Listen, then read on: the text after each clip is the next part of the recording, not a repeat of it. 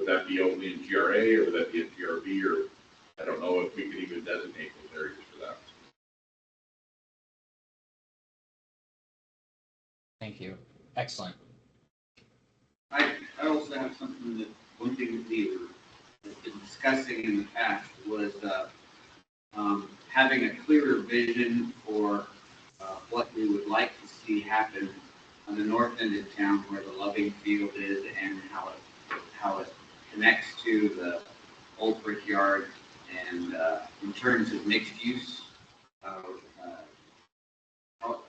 encouraging a mixture of residential with commercial and light industrial use. We've been talking about that. Right now, there's just been some vague gestures towards that, but there's never been like a real kind of forward-thinking envisioning to help direct the development in that area and giving people there a good idea of what we've been looking for, instead of just sort of like fielding, just some general proposals and inquiries from people.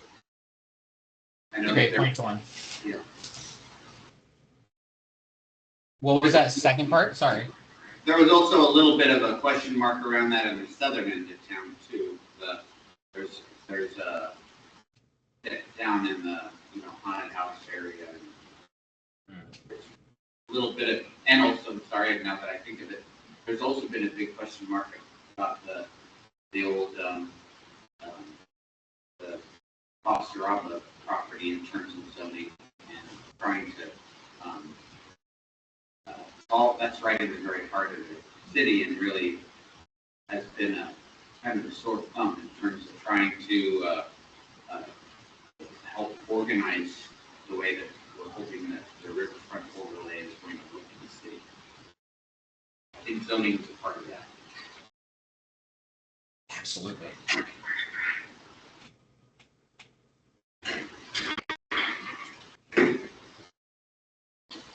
Other thoughts from folks? Yeah, we need to revisit the expansion too. I know that that's probably on the back burner, but the annex of 50 plus acre potential, that needs to be on the radar for sure. Absolutely. I promise for those listening, that was not a planted question. I actually do have that on my agenda for tonight to share with you all as an update for next steps on the UGB expansion. And we don't want to miss this opportunity to to be forward thinking and to get our future kind of set. Yeah, absolutely. What's the city's plan for the city of Monroe? Is it going to be a bedroom community, or are we going to try and get some industry here, or what? That's a big question, Tim, isn't it? It is, because if you're talking about zoning, if you're going to start anything with industry, you better have some land that's for industry or commercial use. And we have a couple places, but nothing very big. Yeah, absolutely. Absolutely. I mean, to Tim's point, I think we've kind of got the beginning steps of kind of a destination. A lot of people travel here to eat here and to, I talk to people in Eugene and everything, and everybody's talking about how they came out to Bannings, they came out to Long Timber, and we may be that type of community rather than industry, but we may want to, expand on that. Maybe we want to have some sort of short-term rental area or hotel RV type of thing, environment, something like that, encourage that type of environment so we could, bring jobs to our community and things like that. Absolutely. Absolutely. What kind of land inventory do we still have that on radar? Buildable lots, buildable land? Yes, we do. You know what I'll do here at this point? This is a great transition opportunity because I've got some things that touch on a lot of these topics that y'all brought up. As you know, our infrastructure goals, our UGB goals, and our zoning goals, those are all tied together. And what I'm really excited to do is really start to kick off that process and take those steps really methodically so that we're not missing anything and we're incorporating all of the important topics into those zoning questions and questions about what we're bringing into the city.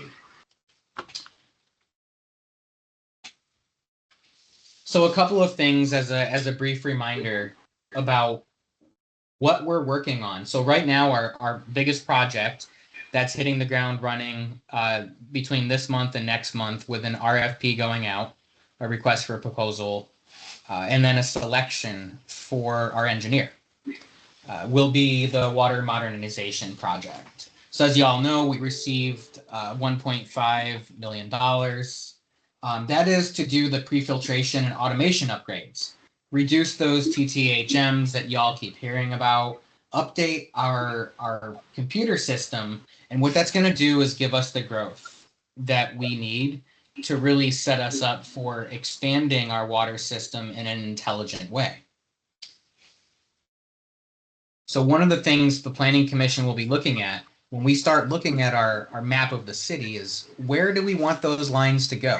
Because when we think about expanding the urban growth boundary, those properties need to be serviced, right, by water, wastewater, and streets predominantly. So second off, of course, is our next big project, which is going on hand in hand with the water modernization. That's, of course, the dam removal project. This has made significant progress over the last couple of months. We do expect that removal in summer of 2027, so that's when those water upgrades will also be finalized. That intake, of course, as I was mentioning, must relocate at the same time. We'll be doing some quarterly federal coordination as well. And what's nice about having a discussion on expanding our UGB is we can bring those regional partners and federal partners and state partners into the fold and into those discussions. We'll also think a little bit about corridor-based construction. So when I mean corridor, I mean along the river and along 99. So that really gets at the point that y'all were making a few minutes ago, especially with that being the spot that people see and those formerly industrial sites that are currently being re-envisioned for something else. How can we help guide that process? And then, of course, this is all part of the sequencing process to really anchor us for the other improvements that we know we need to make throughout the city. A reminder on the wastewater piece. This is probably the biggest issue that we have in terms of risk. We don't have any redundancy with that wastewater line. It's just the 1/6-inch line. We have some issues with floodplain management and those lagoons being within the AE floodplain. We have the opportunity for a bridge as well. So when we start thinking about especially that area of town and multimodal transportation and allowing people to get around by bike or walking, whether it be up by the Brickyard or over by the library or down to the river, how do we create an interconnected multimodal path and structure throughout the city as part of this project, as part of this process? And then, of course, our growth and infrastructure, tying it all together. I want to draw your attention to the map on the screen. Everywhere that you do not see blue and green is where we do not have water and sewer. So as we start thinking about expanding our urban growth boundary, and we start thinking about filling in the areas that are currently in town that need those resources, how do we do that in a methodical way? As you all know, y'all are going to be really helping out significantly with our capital improvement plan. And as a quick primer and reminder, The capital improvement plan is the document that we must have in place for us to legally use our system development charge dollars that are sitting in each of the infrastructure accounts for water, wastewater, streets, stormwater, and parks. We need to develop a plan that states this is project number 1 and this is project N all the way through the end. How do they get stacked in between? How much will they cost? And how do we want to prioritize those projects over the long term? As I've said multiple times, growth must follow modernization. And that means that we develop the infrastructure, and that's where growth goes. That's where developers select the land that's going to bring in our new homes or our new businesses. And one of the things that the council is looking at in tandem with this whole process is an urban renewal district.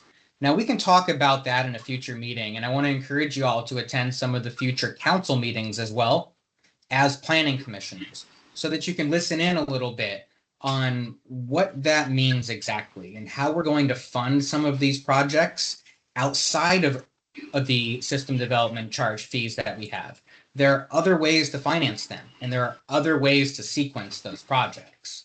We want to do those things together in a very intelligent way so that we're maximizing all of the funds that we have in the shortest period of time possible. And when I say that, of course, I'm speaking about years, not some quick protracted month period. And then all of this needs to align with state frameworks.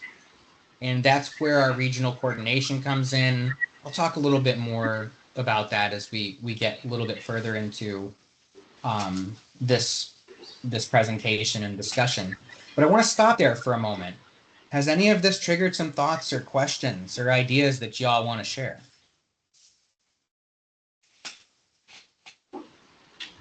I'll tell you, I've heard this so many times, it makes my head swell. Good. When is it gonna ever start? If it ever's gonna start? I thought our plan, comprehensive plan was done. Then I find out it's not. You know, Yep. It's like beating a dead horse after a while. And then you have another meeting, and where does it go? Yeah, I understand your frustration, Tim. Most of my work over this last year has been cleaning up and finalizing work that didn't get done in the right way or didn't get finished. The comprehensive plan is one of those, and there's just lots of other examples. We're at a point now, especially after finalizing our new budget, which is back to an annual budget, and actually thinking about this work to really leap into the next steps, which is why I'm so excited to bring this to you. I actually have a timeline to share on the steps we'll be taking for several of these things, including infrastructure, which I mentioned. The water is happening now. Wastewater is happening almost immediately after that. And then we'll be talking about some things like the UGB expansion. I'd like to kind of piggyback a little bit on Tim's comments. Regarding the capital improvement plan and the comprehensive plan, I think one thing that has been lacking in the past has been a very clear assignment in terms of who specifically is writing that and going to be finalizing that. So who is that person, and can they commit to a deadline?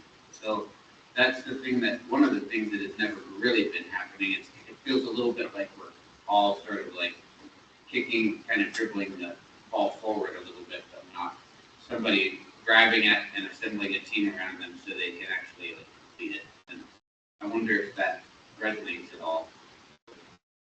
Yeah, absolutely. So we did our best as a city at the Royal Week, because I wasn't here at the time. But through the comprehensive plan process, we did our very best. There are several things that didn't get included in that. And most importantly, we never touched our land use code. What we didn't realize as a city is that those two documents speak to one another. So when we, and this is something I've talked about several times as well, as we do the comprehensive plan, we also update the land use code. Part of the reason that I've significantly restructured staff roles is so that myself and consultants that we bring on can directly do that writing work. Bring that to council and to commission for feedback and approvals over these next several months. That would be helpful. Hey, TJ, quick question. So we're gonna be selecting an engineer of record, and when we think about these different projects, that engineer of record will be able to address all of them: wastewater, stormwater, all of the issues at once. We're not going to have to farm out any more engineering. Is that correct? That is mostly correct. Let me qualify that. So I have tripled the budget this year with council approval for our engineer of record.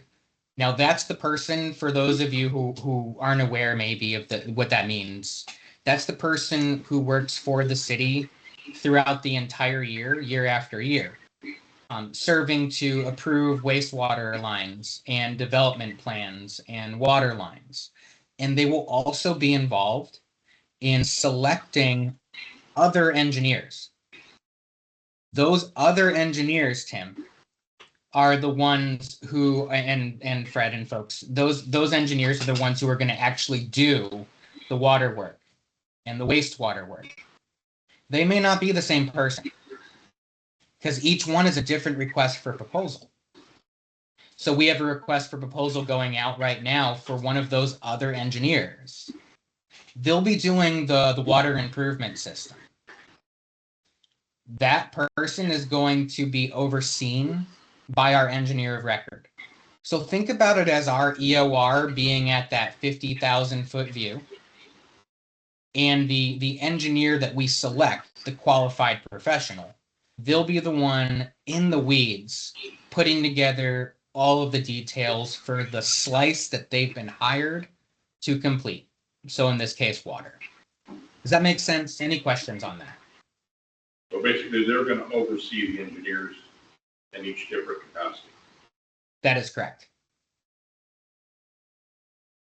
So each individual project will have to receive a bid from the engineers, and then we're going to be making selections from that point.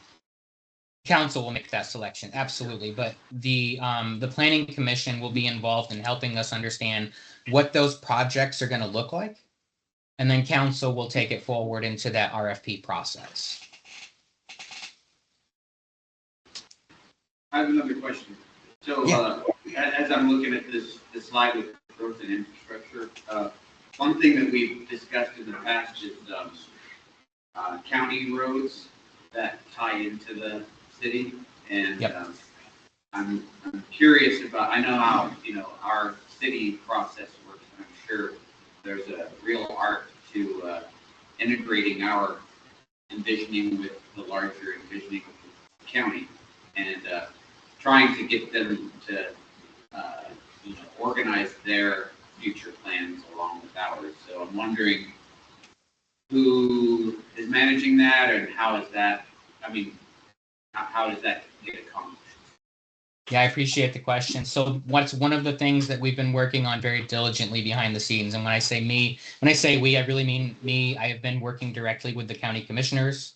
I have been working with the planning division for the county, as well as with the building division, to better think about how that future planning is going to look. Of course, they have control over their county roads. We need to properly convey what we're doing and why we're doing it, which is why it's important to have a fully baked plan so that it gets that approval, right? So I know that there's been questions about expanding Coon Road or other roads into the city with different access points. That is one of the hot topics here, Torin, for sure. Okay, great. A couple of other things that we'll keep in mind as we do that work is where the schools are located. The city limits and the urban growth boundary a quick note before we delve too much further, we're going to be talking about UGB expansion here in a few minutes. I want you all to understand what that means. So our urban growth boundary is a good example is this red line right here on this western side. The city limits is this dotted line, this dashed line, black and white. So if we expand the urban growth boundary like this right here, let's say that just happened today, okay? All this property inside of here, you can't just build it right away. We have to have an annexation plan. You have to annex those properties into the city. What that means is that this black and white line has to come up to meet that red line in order for water and wastewater to service those properties. So I want you all to be keeping that in mind, what those two lines are.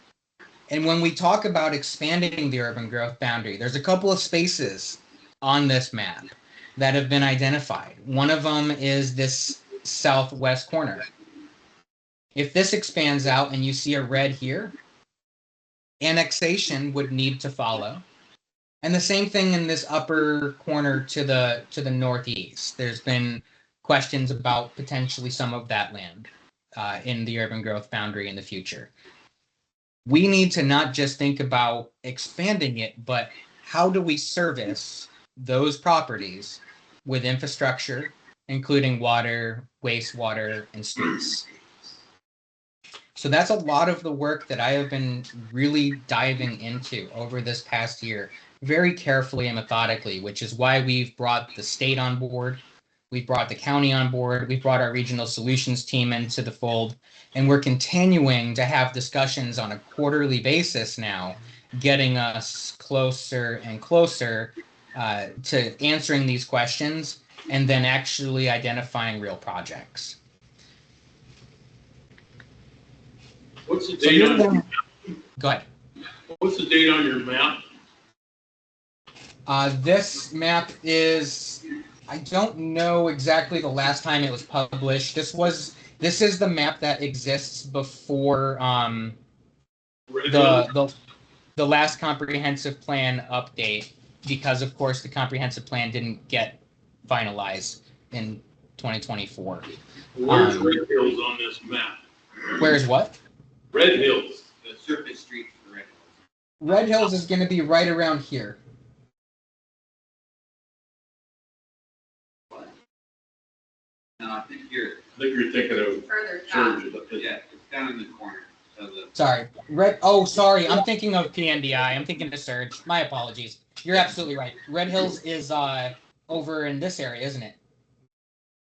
It's in that big purple block. In the purple block down below Purple that. block below your area. Oh, okay. Yep. Got it. So this is the end. Yeah, you're right. All right. Gotcha. The reason I was asking is because you said something about water and sewer lines. I don't see anything on there because I know they had extensive work done for all that. On that one. So how old is that other map? You know, we gotta have up-to-date stuff. I need to share with you all the same thing I've shared with Planning Commission. This is one of the things that we didn't do properly. So when you build a new subdivision, you have to go through the process of getting an approval through the Oregon Health Authority to expand water and from DEQ to expand wastewater. We just did it. But we didn't do that approval process. So that's something we actually need to circle back and say, mea culpa. We're going to say we need to make that right with the state. And then you will see an updated infrastructure plan. So while yes, on the ground, the water exists, this is one of the things, one of the many things that I have been charged with fixing here at the city. I can appreciate this, but I also know that if you're gonna bring this stuff to us, it needs to be way more up to date than what this is. And I know you know this. I can't make up lines. This comes from our GIS map. of what is approved by the state. So this is a replica of our approved water master plan. If we had gone through the process with the state of doing this and updating it with the Red Hills subdivision, that would appear on the map. We didn't do that. So all I could do was create a GIS map, which is what you're looking at here. This is a GIS map that I created using the data that was available to me based on how we completed that Red Hills project and other projects. I get that, but if we're gonna play the game, we gotta have all the information. And you know Yes. that too. Tim, one thing I need to make clear is that we can't just start drawing lines on the map. I don't have a way to do that. An engineer I get puts it. those lines on the map and then they appear. So once we go, I'm saying that we have new people here. Yeah. And you're showing them a map that, now it's gospel because that's what it is right there. I know it's different. Fred knows it's different. So, But I think your point is that you can only go with what's on record. So you can't produce something that's not on record, and we didn't finalize it with DEQ of the state. So you're just showing us what our current record is. And once we've updated with DEQ of the state, then we're gonna have a current map. exactly right. I mean, I can make it up if you want me to, Tim, but I can't. I don't. get it. What's the date on this map? I mean, if we're gonna put it out on anything, there should be a date on there. This is what it was then. So you need Because to it is understand- then. Each of these lines, each of these things on the key down here have a different date when they were produced. The Sure. water lines is based on our water master plan. The sewer lines is based on our, you probably guessed it, our sewer master plan. The schools are based on when new schools open and close, and those are provided by the state. I collected about 12 different shape files or map layers and put them all together on the same map because this is a much greater sense of clarity than we've ever had previously. So one of the things you're identifying, you're able to identify because this map is bringing us the reality of what's actually on the ground versus what we have acknowledged at the state and is on record. I get it. PJ, can I interject real quick? Yeah, please. So, I get what you guys are saying, like, this is completely outdated. Red Hills neighborhood has been a neighborhood for It's not even on this map. since 2020. When are we gonna get that updated? How about that? So we are going through all of that process with the state. This is not an easy or quick process, and council is going to lead that because there are several things that we have to do to go back and speak with them about, hey, we need to acknowledge that this development happened and we did not incorporate the water and the sewer into our master plans. So I've never seen a city do it like this. I've never seen a city build a whole subdivision and just skip the entire approval process with the state. This is a first for me. So I honestly don't know how long the state is going to take. I don't know what kind of corrective actions or potential fines or other issues that may be faced by the city because we made those mistakes. Okay. Are the master plans, are they current, not current, but are they approved? I know they were engineered, but are they approved too? The master plans are approved by the state based on what we tell them is on the ground. When we build a new subdivision, that master plan gets updated if we tell the state about it. So TJ, correct me if I'm wrong, but the delay in getting this ball rolling with the state is we definitely need an engineer of record before we can even kick anything off like this off of the state, because there's gonna be a lot of questions that they're gonna have, that we're gonna need that engineer to communicate. Is that correct? Absolutely. Yeah, that's part of the reason that I've tripled our budget for the engineer of record. Now, what you all may or may not be aware of is that we had a 1-year temporary contract with our engineer of record that got signed about a week before I came on board. So that was out of my hands before I came in. we have to go out and do another RFP for a permanent engineer of record. And it may be that Branch Engineering stays with us, but it may also be that other engineering firms put their hat in the ring to become our engineer of record. City Council will review those applications and select a permanent engineer of record. So we had a temporary kind of Band-Aid approach last year, like I said, about a week before I came on board.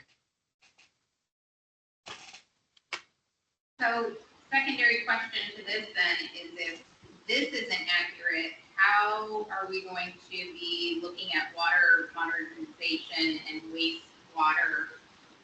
Like we're talking about tonight, where if we don't have an accurate count of our lines and what's out there for both of those items, how in fact are we supposed to move forward with the plans that we are setting in place to modernize everything and get everything going once the dam project starts? Like, we need to have accurate information for those engineers to be able to move forward, because if they're looking at outdated information, we have way more properties and way more lines of water and waste than what they're going to see, and it's going to put them at a disadvantage.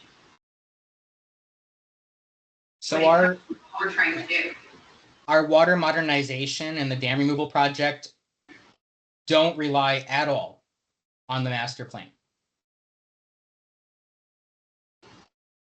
You know, and TJ, as I recall, I don't remember if it was Civil West or Branch, but they worked with Santiam Paving as far as approving all of the infrastructure they put in over there, all the sewer, wastewater and water lines over there. So one of those engineers has all of the details that we are missing from this map. So I don't know which one it was. I can't remember which one it was, but they approved all the details from Santiam Paving. So yes, at the local level, that happened. Right. Then just to the state. That's what we. Absolutely. We still need to take that to the state. And what happens is, when you build a new subdivision, you say, here's what I'd like to build, and here's how I'd like to build it.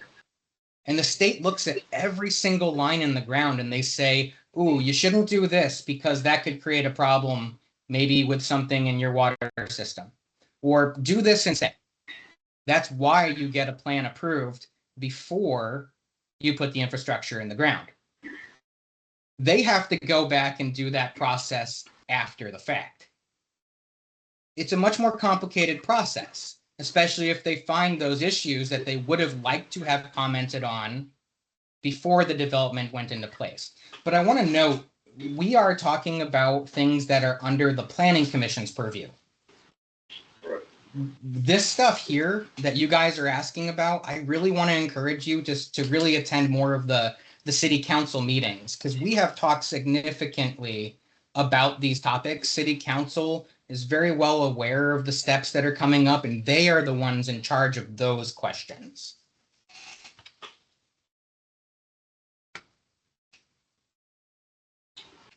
Okay. So I want to talk a little more about the strategic plan and how the work that you all are going to be supporting is going to fold into what City Council is essentially leading.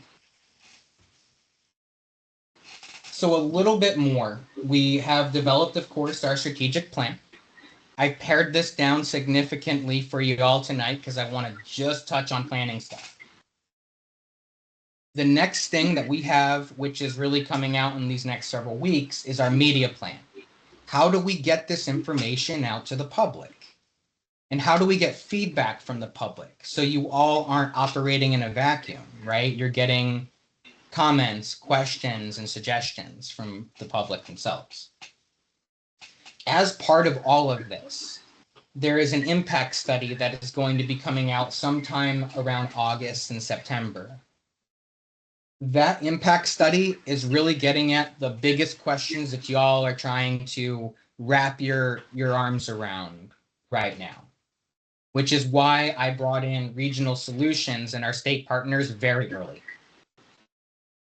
which is also helpful because they're well aware of our challenges and what we're trying to do. And then, of course, there's the community investment piece.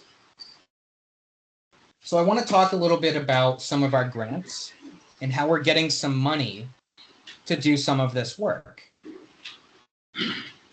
Again, this is an overview for y'all, because this is something that City Council controls, but you need to know about it if you're going to be working hand in hand with the City Council to get these projects done. So we submitted a community project funding request and a congressionally directed spending request. Both of those projects were denied for this past fiscal year because we just aren't ready yet. I expected that to be the case, and I explained that to council as well. But what we wanted to do was get our first application in so that we're on their radar, so that we can start working with their legislative staff and our state partners can be supporting that work. Our next grant that we have coming up is our Ford Family Foundation Technical Assistance Grant. So Ford Family Foundation does a lot of work on rural development. This is going to help us a lot in thinking through the overarching goals that we're trying to achieve. There's the Housing Infrastructure Support Fund. So everything in that name tells you about what it is. We need housing, and we need infrastructure to support that housing. You can't just draw the line on the map and say plunk housing there, right? We need the water, we need the wastewater, and it needs to be sufficient capacity to actually extend that system. Then we're going to be looking at some other grants as well. More from Ford Family, from USDA Rural Development, from Oregon Housing and Community Services, as well as more from Business Oregon, FEMA, additionally from US senators in future years. And then one of the bigger ones finally back online is the Building Resilient Infrastructure and Communities Grant. That's called the BRIC grant. That's a heavy hitter and one that is going to be very helpful for us if we're able to get that grant.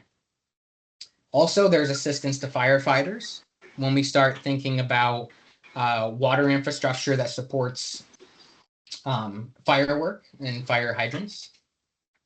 And then also at the end of that is our Emergency Operations Center plan. So that is our goal to work with the fire department to get a city hall and our fire department in one location. Here's how that maps. So this is what we're actually doing. Now, again, City Council has seen all of this several times.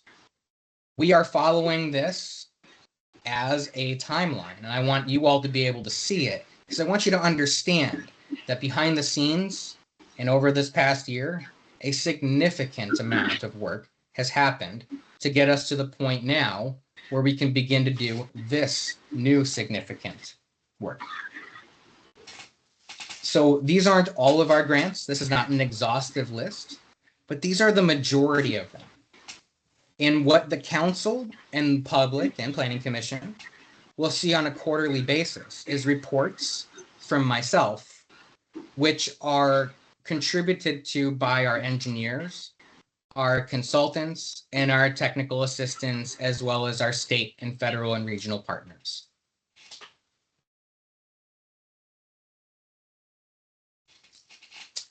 As part of that, so one of the things you see here, every quarter, somewhere along those quarterly reports, we want to be having an event. We already had one of those back in March, and I've been speaking with the mayor about scheduling one for this summer.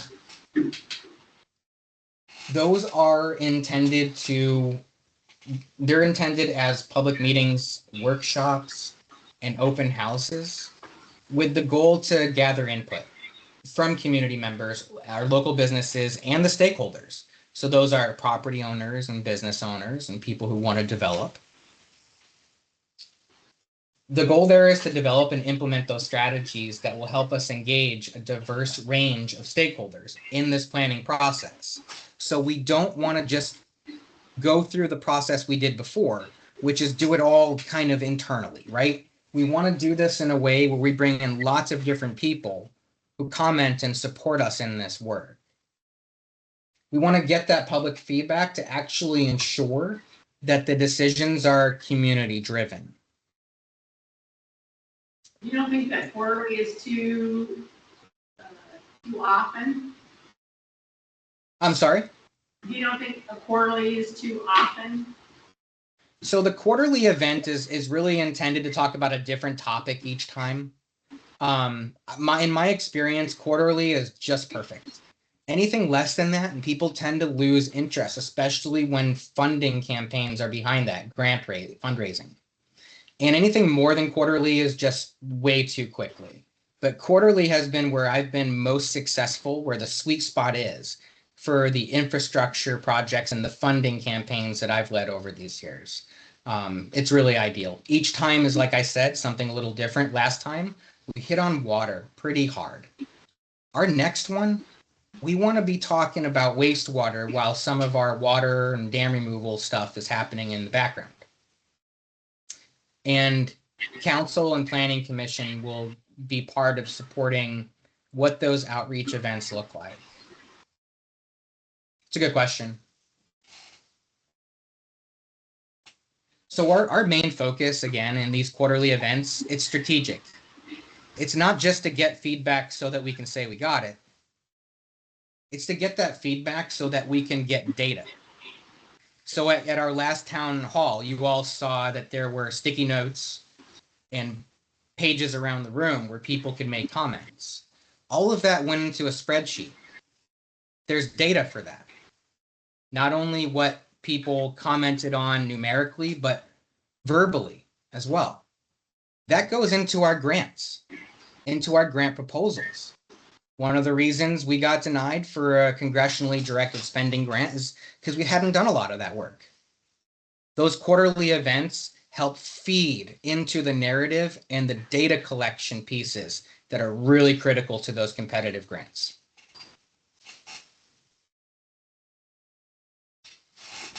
I want to take a moment to pivot to our UGB expansion project.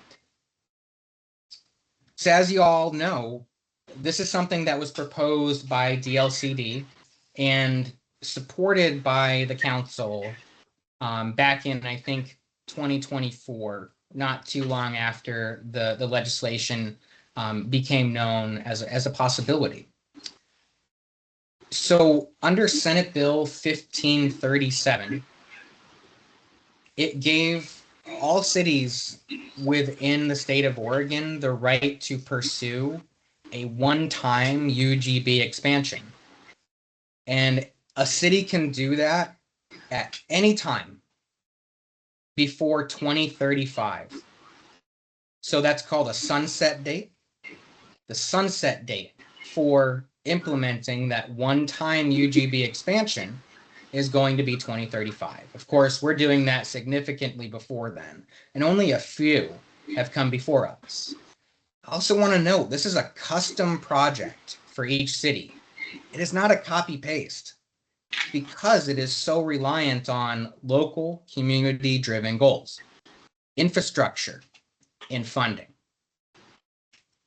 So I want to take you through what our steps are going to be to complete this UGB expansion process alongside a real and honest analysis of what our infrastructure looks like.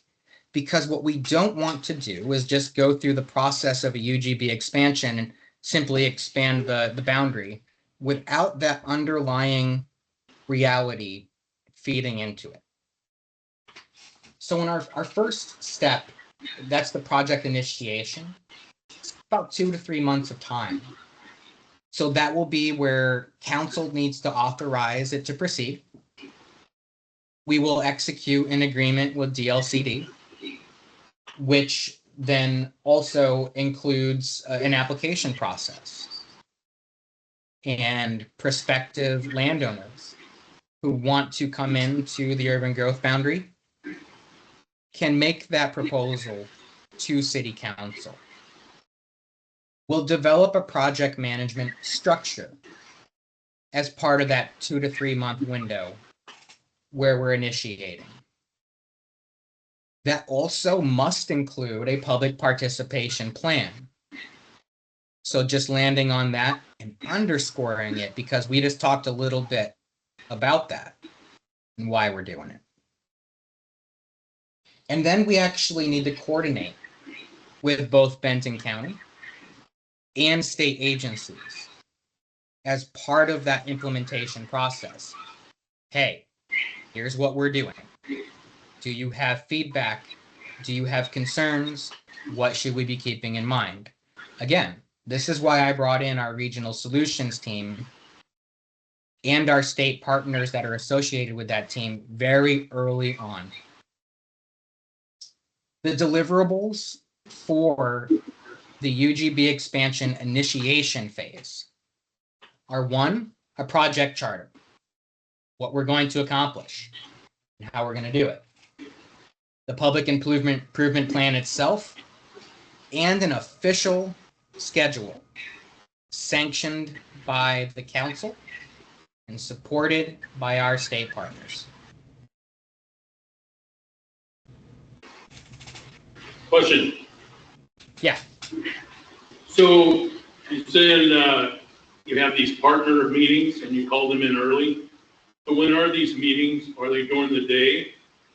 Is this something that planning commission people can go to, or are they just closed meetings, or what? So our first one was in February, and that fed directly into our March public meeting. Were you either one of those, Tim? I know planning commissioners and councilors were the only ones invited to the first one. I was at the March meeting. Okay. That was here. Good. That March meeting was directly on the heels of our regional solutions meeting. And one thing I can go ahead and send to you all is the report that I developed. There was an 18-page report that I provided before that meeting to all of the attendees, including our state partners, to really signpost for them what we're doing and why we're doing it and in what sequence. That way they don't have to remember it or rely on their notes. And most importantly, they'll continue to work with us over these next several months. So my goal is to meet with them biannually. So if I were to meet with Regional Solutions and schedule meetings with them in the city on a 6-month basis, that's really the sweet spot, my goal there. And we'd have a lot of public participation and internal work that happens between those meetings as we move through this process. So is the next one scheduled for this month then, since you had one in February? It's not. No, it is not scheduled for this month. We are looking to most likely schedule that after our next public meeting, which would probably be in around August. I still need to work with the mayor on the preference for city council on when that will be. The other thing you said was city council meeting, you guys talked about a lot of stuff, but is that at the actual council meeting or is that at the workshop? Typically, the detailed discussions are at the workshop and decisions are brought to our public meetings, to the council meetings. Right. Does So, that make sense, Tim? I've been in several of these council meetings, and there is this, it's almost like a hush-hush thing. Well, we talked about this at our meeting. Well, that's fine and dandy, but I wasn't at that workshop, maybe that time, so I have no idea what you're talking about. So Okay. this is the kind of stuff that if you want us to be a part of this, you need to be letting us be a part of it. I encourage you all as planning commissioners to look at the agendas for city council that are coming up. And please attend those council meetings on the work sessions and the regular meetings as well. But Tim, to your question and to my point, the work sessions are where a lot of this gets discussed, because what we're trying to do is build the plan, not make decisions right now. Well, that's exactly my point entirely. So do we need to go to the workshop or Yes. the council meeting? Because Absolutely. our time is so valuable too, just like everybody else's. And then we go to planning commission meeting. You know, somewhere we gotta make a decision. On how much we Absolutely. can make. How many folks have seen our YouTube channel?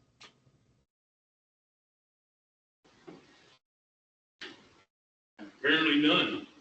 Okay, so one of the things, I can actually share my screen in a few minutes to point this out to y'all, both on the website and on YouTube. There are direct links to every single meeting from City Council. You have a summary of the minutes from work session and meetings. You have the agenda before the meetings are held, and then you have the full recording that you can choose to watch afterwards if you're not available to attend those meetings directly. So that's something I really want to encourage you all to do, especially as we kick off this process, not only for UGB expansion, but for infrastructure expansion. So that's an invitation and a request. Very good. Thank you, Tim. Okay, phase 2 of the UGB expansion project. This is where we look at existing conditions and our infrastructure analysis. Now, that's a loaded sentence because we know that our infrastructure on paper does not match our existing conditions. As I said, this is a bit of an anomaly for me. I haven't seen this in other cities. So we have some work to do to make those two agree with one another. So in a 4 to 6 month period of time, we need to identify exactly our water and our wastewater capacity. Now, OHA believes that our capacity is one thing, but it doesn't know what our actual capacity is after expanding more housing in particular the Red Hills area. Every time you add new EDUs, they're called equivalent dwelling units. Those of you in development or real estate, you probably heard this before. EDUs, each time you add a business or a home, it reduces your capacity. So on paper, our capacity matches what was the ground reality long ago. We need to not only get the map right, but we need to get our capacity right too. We need to clarify exactly what size line was put in. Can we tap off of that line? Is that even possible? Was that considered? Those are really big questions that I'd love to have answered, and I actually thought when I came on board were clearly answered until I got hit in the face with this, right? And so this is part of it. And is that where the engineers could calculate that? Yeah, absolutely. Engineers will calculate that, and then they have to give their calculations to the state engineers who will either agree or redirect. I mean, I am just,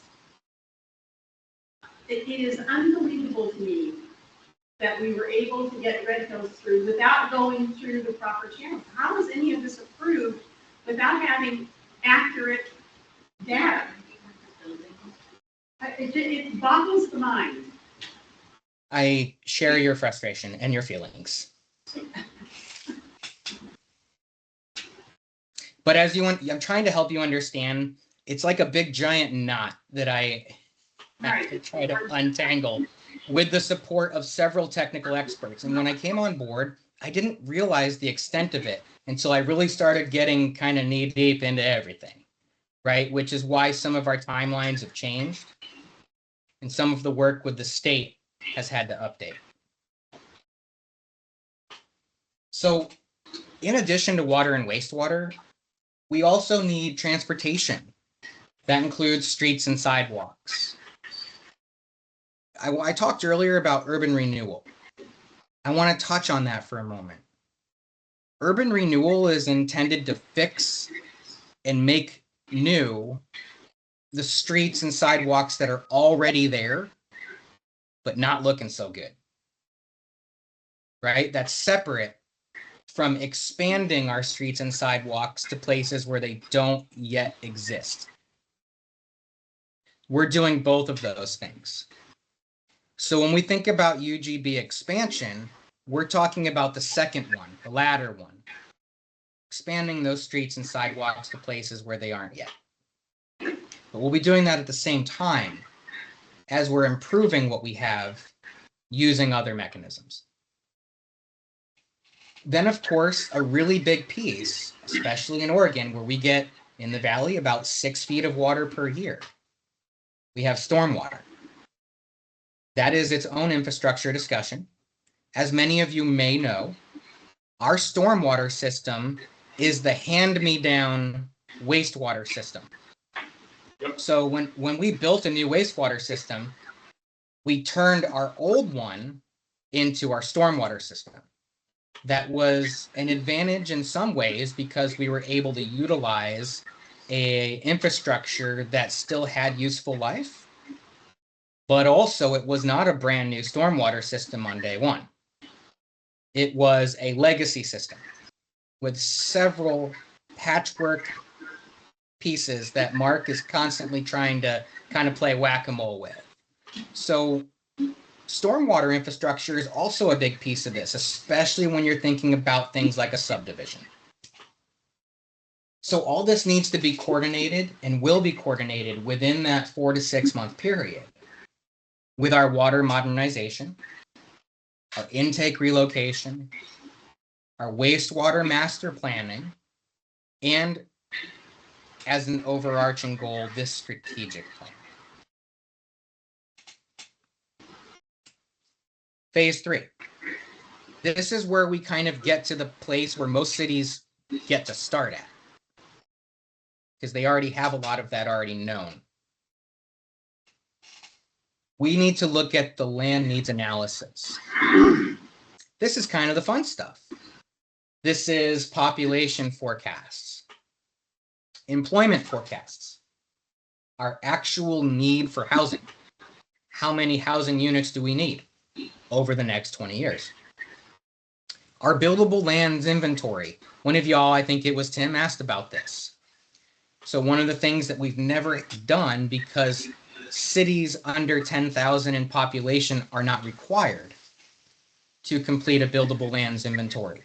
So we've never done a full buildable lands inventory in the past, but we'll need to as a part of our expansion process, because we need to justify what we're expanding and what it's going to produce. And then, of course, our land needs analysis. As part of that, we're going to look lightly at some of our other zoning areas, including industrial and commercial in particular. So the goal of that is to determine how much land is actually needed for residential, commercial, industrial, and public facilities. And when I say public facilities, I mean things like City Hall. I mean things like our water treatment plant, expanding water in the future, whether that be from the river or from our wells, and all of the infrastructure that goes along with those things, including our wastewater system.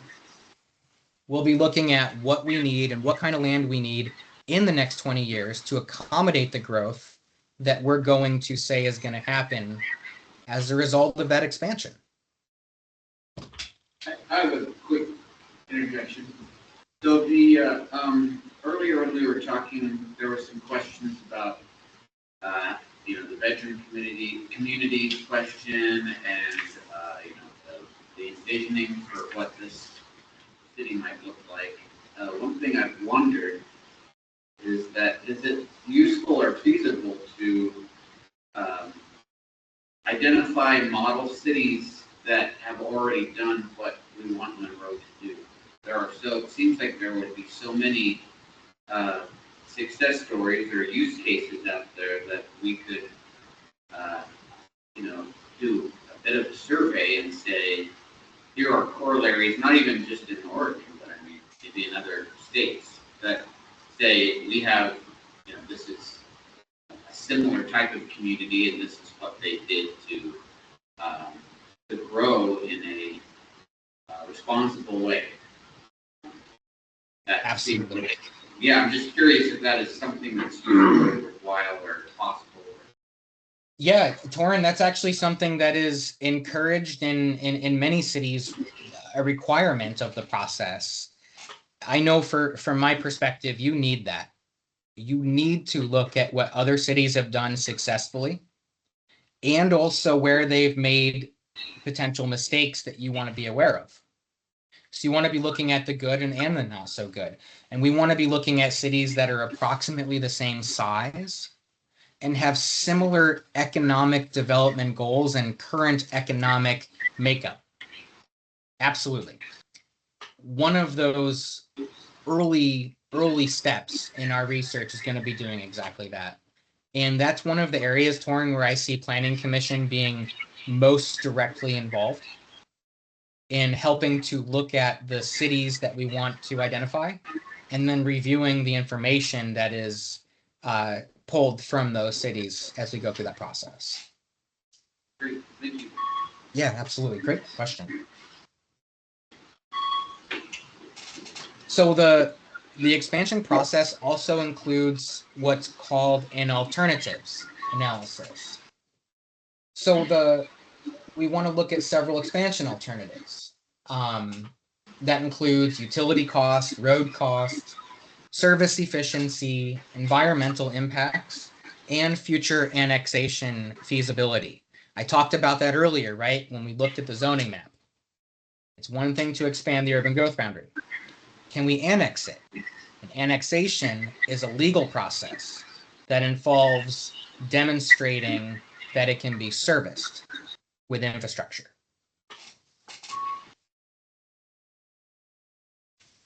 And then phase 5, this is really throughout the process. The open houses we've been talking about, town halls, stakeholder meetings, property owner meetings, especially those prospective property owners who are interested in this process, business outreach, school engagement, and the required regional coordination that must happen. This is why we're doing those public engagement events throughout the infrastructure modernization process, as well as our UGB expansion process. So we're trying to answer many questions that should have been answered over the last 10 years or so, while trying to deal with the things that require those answers to be in hand already. That makes sense, right? So we need to go back and do some work while we're doing the work that's ahead of us. That's why I've put together this timeline, so that you all can see how it all comes together. And then phase 6, the preferred alternative. This is really the final step in the UGB expansion process. The city will look at all of the applications that are received and review those as alternatives. They'll then refine boundaries, recommend a preferred expansion. That'll be with you guys. That'll be with Planning Commission. The council will take that information and those recommendations and provide policy direction and make final decisions on where things are going to go, what's going to expand, and what applicant ultimately will be moving forward in the UGB expansion process. You all inform that directly.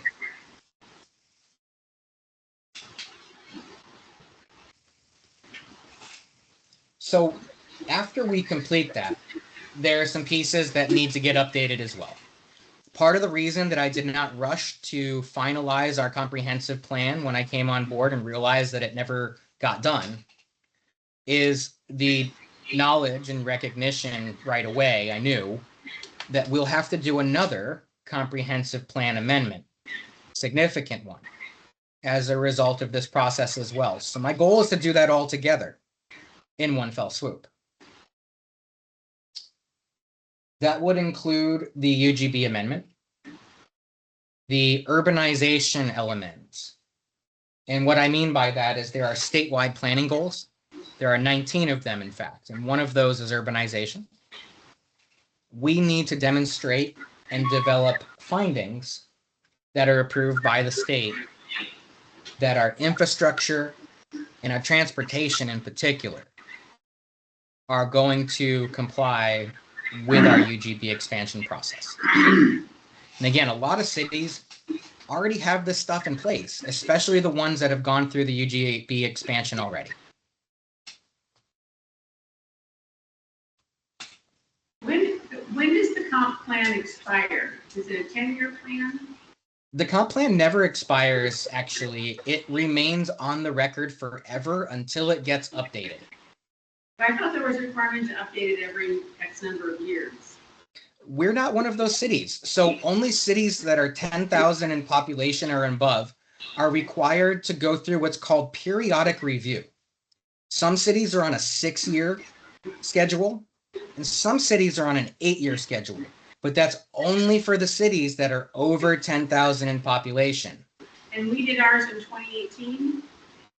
We did a comprehensive plan process in remind me, somebody, 2019 was it?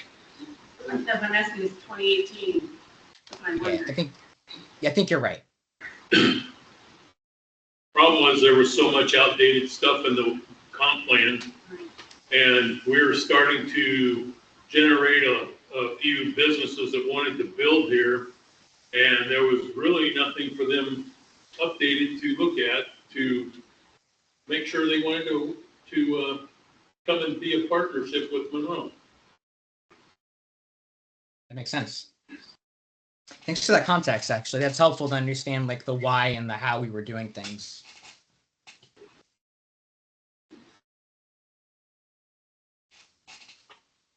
And then our next phase, of course, is hearings.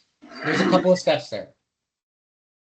There's the Planning Commission hearing. We talked a little bit about you all making a recommendation. That comes through the form of a public hearing, much like when we have a subdivision or a budget to approve. That then goes to City Council. City Council adopts it. And then finally, the Department of Land Conservation and Development must acknowledge and accept those changes. That acknowledgement is key. And that's the piece that didn't happen, in fact, with our comprehensive plan. We didn't submit it to the state to review and acknowledge. We should have a big party after that. I think you need to add that as a bullet. So you have a big party after we get the acknowledgement. I look forward to that party, Torin. This is a career process for me. A very interesting one, but I will definitely be at that party. So I wanted to tie it all together for you.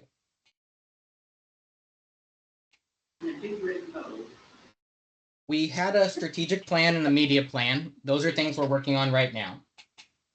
The DLCD coordination and the project kickoff with the council authorization and moving forward with that UGB expansion. That's what you see here in the middle of the screen. These steps are generally where we're plotting those processes to happen for the UGB expansion.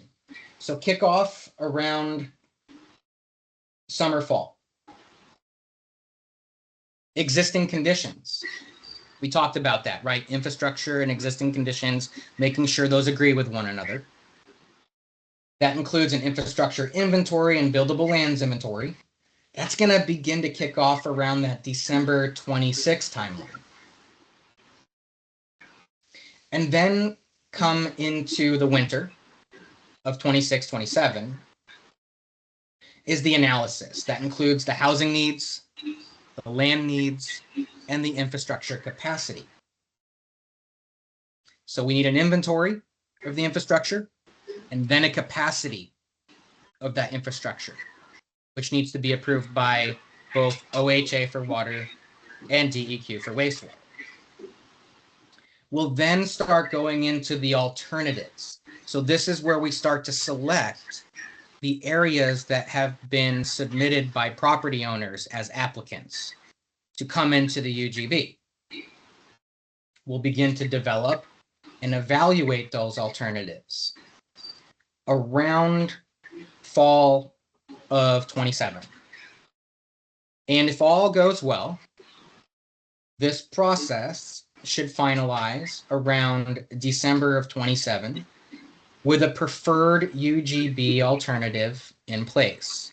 And what that means is that we will have identified all of our infrastructure constraints, its capacity, where we can expand, where we cannot expand, where streets can go, all coming to the final conclusion of what's coming into the city for our UGB expansion. I think that last March has to be a 28, because otherwise you have two 27s in a row. Oh, you're right. You're right. Thank you, Torin. You're talking about March of 28. Yep. Can you start Thank you. your presentation over? Oh my God. Yeah, that really threw me for a loop. Last date. Sorry. So I gave you a lot tonight, and what I wanted to be able to do was just give you a 50,000-foot view of what's ahead, your role as planning commissioners, and how you'll be working alongside city council and myself and our consultants, both engineers and planning consultants, to go through this multi-step process, untangle that knot, and get us into a place where we know what we have and what we're doing. Well, I have a question and maybe a suggestion, and it's a little bit along the lines of my earlier question. Yeah. And I'm finding that, I'm kind of echoing Tim's concern a little bit, as I've been seeing some of these processes smear over time and dissipate and come back and repeat themselves. And I'm wondering if the commission can act a little bit more as an accountability backstop. And what I mean by that is, on that timeline that you gave, could we establish some nominal milestones or dates where the commission could reasonably be coming back and expecting certain deliverables by particular dates, so that we can stay on that schedule? That doesn't mean that something can't, shove or move a little bit one way or the other, but I find that we are just kind of following along as you guys let us know, or how you guys are tracking along. But they're really, I think what we've missed in the past is some kind of accountability where, like, I come from a world where clients are the ones that are always holding vendors accountable to timelines and deadlines. But right now, I'm not sure who has that relationship. And it almost feels like the commission is sort of the client of the staff in terms of these deliverables. Does that seem reasonable? Somewhat, Torin. I'll be honest with you that the council is the accountability body. But all of that stuff you just listed were deliverables that the commission, or a process that the commission was actually driving to then supply to the council. So No, sorry. The commission will be providing advisory feedback. You're an advisory body. that's right. And so you will make recommendations and advise to the city council, and that'll go back and forth, but the city council sets the agenda and the timeline. The city council holds staff and consultants accountable to that timeline, and also makes decisions about when that timeline needs to change or update, either moving forward or backward, based on different criteria. And you all will be directly involved, of course, as an advisory body in that process, but you will not be creating the timeline. City council will create that timeline. And that's what I was trying to underscore earlier, that planning commission is very much an advisory body. Most of this work will live with staff and council with commission looking at it with a fine-tooth comb and making recommendations. And I want to say, Torrin, that we've attempted, the royal we as a city, have attempted things like comprehensive plan updates in the past. But we never went through this process that I'm showing you now. I have no record of any kind of documentation or presentations or work like the kind of work we've done over this past year to feed into that process. We kind of just did it, right? So I hope that seeing this kind of detail and clarity helps provide you that confidence. But it's encouraging. I guess I was just trying to suggest that if there was there's not many ways that we really can help propel a process like this, because we're not actually producing any of the materials.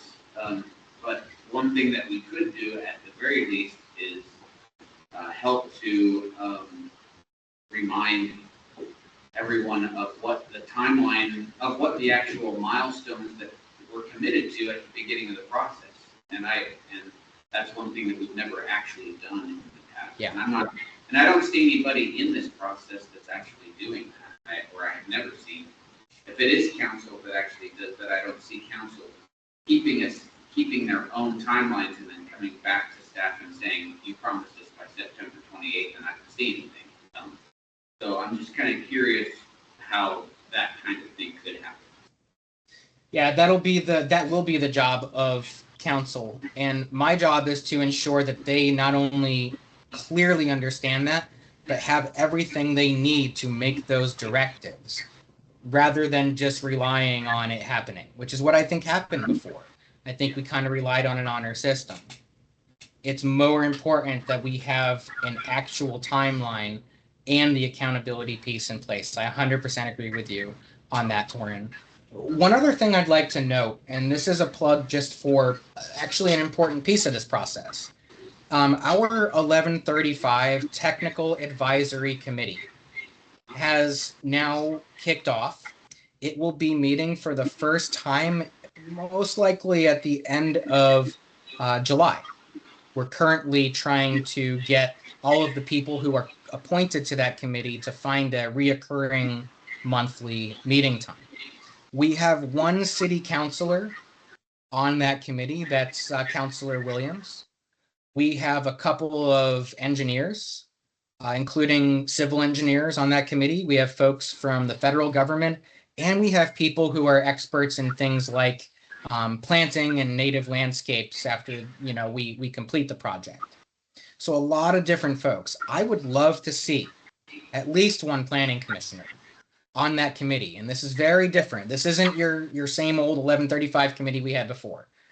Much like you're seeing here, it is a structured, methodical, and intentional process, and a committee will be looking at things like the RFP for the engineer that's selected, the time frame for completing things like the intake alongside the dam removal.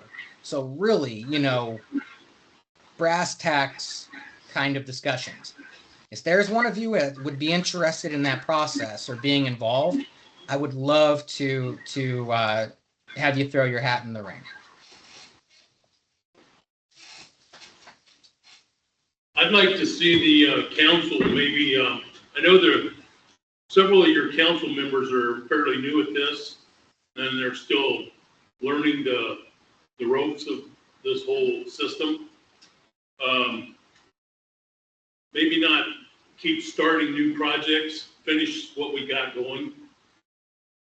And I understand what you're saying about the planning commission being the advisory, but the planning commission also needs to have all this information to be a good advisory to the council. Absolutely. And that's why I want to make sure. Absolutely. Yep. Go ahead, Tim. Back to the question, does anybody want to be on 1135? What is it? I'll put my hat in there for now. Just let me know what time the meeting is. Is it going to be an afternoon or evening type of meeting? Timing's perfect. I just sent out an email today that asked all of the appointed members to respond to my email with when they're available on a typical week. What I can do is first I'll let the mayor know, and then I will also forward you that email so that you can let me know what times you're available, and we can make sure that that works for everybody on the committee.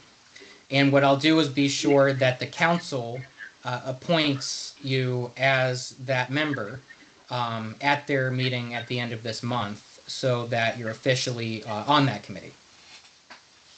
Another quick question for you, TJ. So, moving forward, do you see a couple of times where we may be having a joint planning and council meetings, work sessions where we could discuss some of these, timelines and progress? Do you see that happening, or is that going to be basically, just encourage us to show up at work sessions where to discuss? No, absolutely. Thank you for asking that. Just like we had a joint session getting really into the details of that 1135 project when the plan changed and a lot of the moving parts changed and the Army Corps had to come present. We'll keep doing that, especially for those critical discussions. Absolutely. So you can expect those on water, wastewater, UGB expansion, and comprehensive plan updates. And I'd like to say just, I've been doing this, I don't know, 13 years or whatever, but this is the first time I've actually seen anything with a graph or a timeline or anything with this type of detail. So I can appreciate the work that's gone into it. I don't think any of us have seen anything of this nature. I mean, that's, it's very helpful. it's very encouraging. I think what you've heard tonight is a lot of frustration because of you spent hours and hours and a lot of time putting these together, only to find out that none of it was handled properly. So it's not on you, TJ, and I apologize No.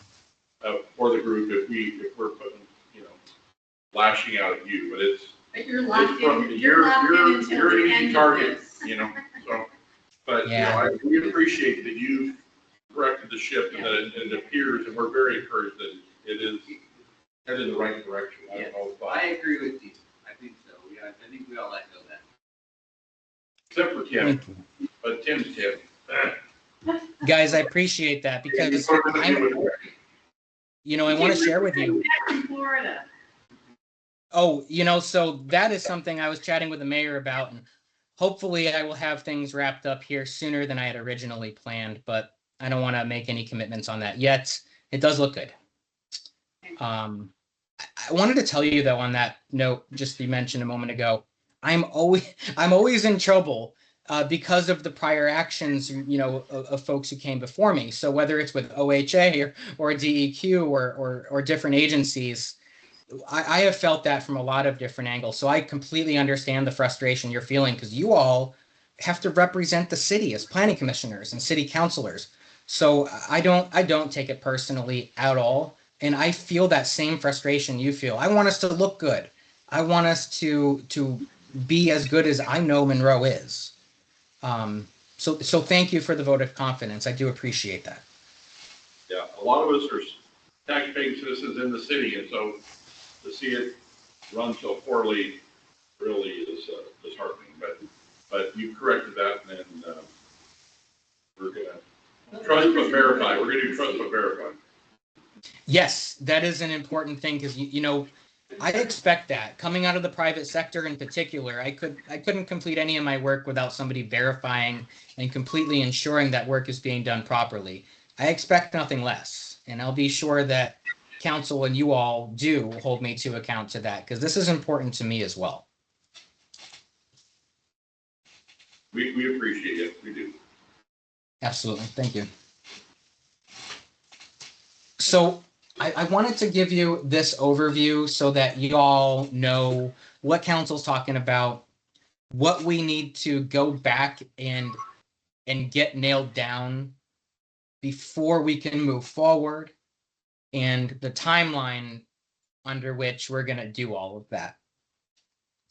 Now, I suppose this might be a loaded question, but any questions? You really want to ask him?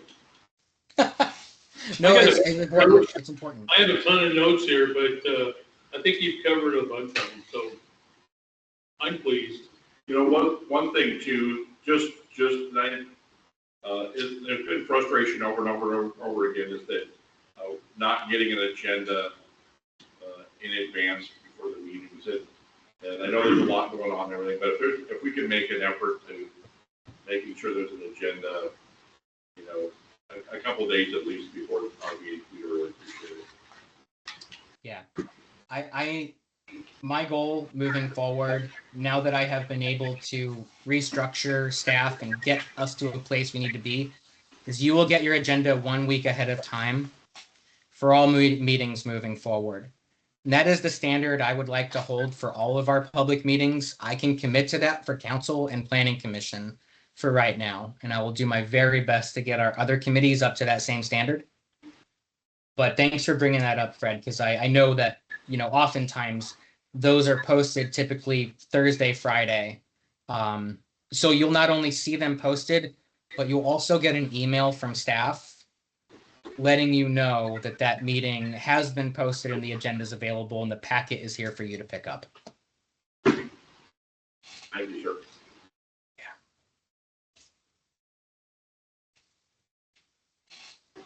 All right. Do you have anything else for us? No, sir. Unless there are questions or comments or feedback or things that you'd like that I maybe missed or you'd like to talk about. This storm drain water that's going to be collected, has the state gone and approved a way to treat that yet? Or is that still in the works?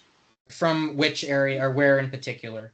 All your storm water drains that go into the river. At one point, they were talking of having it collected somewhere where you have to treat it before it goes in the river. Yeah, thanks for bringing that up, Tim.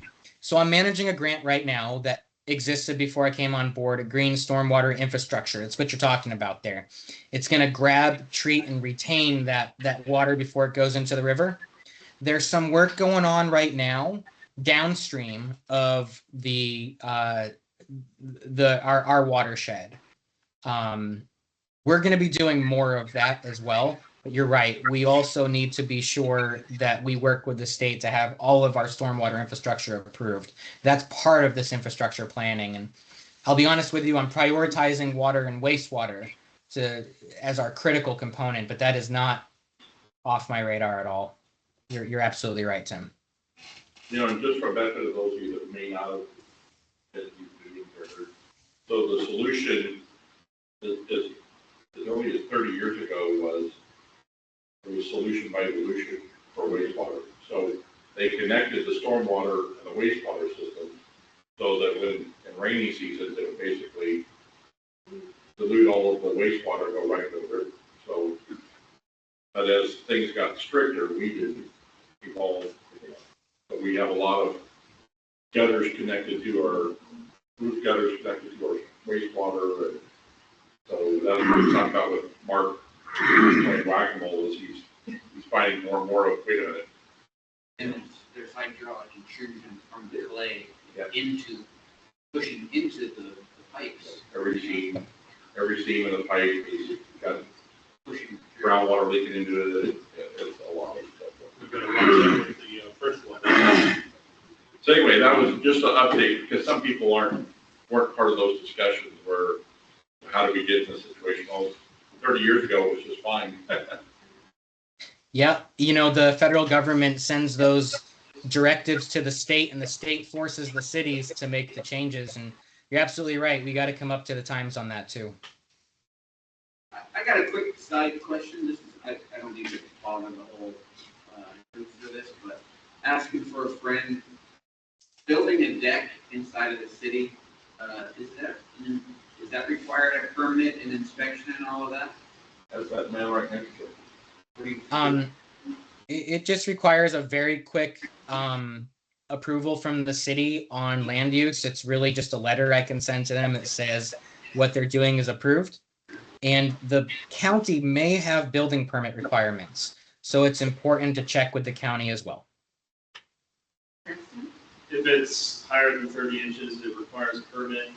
And if it's connected to a manufactured home, it's got a permit. Most of the time you can't. If it's freestanding. If it's freestanding, not connected to home with foundation, and if it's lower than 30 inches, then you don't need it permitted and inspected.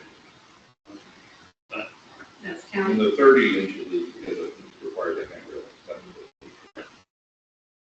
Thank you, Commissioner Daggett. That is good information. I wasn't aware of that. For the city, we would only want to make sure that it meets setback requirements. Yeah. That's really the key for us, and then we're good at the city level. Okay, thank you. good question. That was off the top of my head. Good. I mean, You did good. I did research on it, for a different project recently, and that is accurate. yeah. And it depends if it's covered or uncovered too. That's part of that too. Yeah. Okay, great. I like the don't have stuff though. Are you sure you want to go on record to say that? I'm just telling you. Yeah, we're gonna pretend that wasn't on the record, Tim. Operate the That was gonna be YouTube famous. Right on. Yeah. Is there anything else, Why we don't TJ? have updated now. No, sir. That is all I have for this evening. All right, if there's nothing else, we're gonna end this thing. All right, thank you. Thank you, TJ. Thank you all. Yeah, there's a lot of little, if you put in the, like the common, you can't